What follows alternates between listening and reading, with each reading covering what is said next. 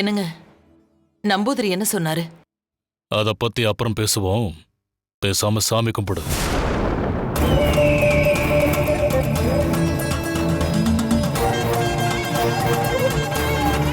ஆதிதுர்கை தன்னோட மகளான கனகதுர்கை கிட்ட மண் எடுத்து கொடுக்க, அதை வச்சு சன்னதி எழுப்பி கனகதுர்க குடிகொண்ட கோயில் இது.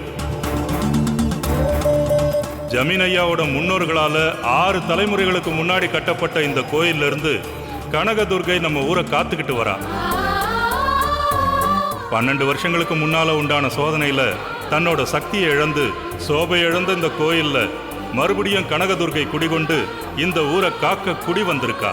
இதோ சிவாச்சாரியார் தலைமையில குருக்கள் யாகசாலை வளர்த்து நம்ம பாரத நாட்டில் ஓடுற புனித நதிகள்ல இருந்து எடுத்துட்டு வரப்பட்ட நீர்களை கலந்து அந்த தீர்த்தத்தை கும்பத்துல விட போறாங்க.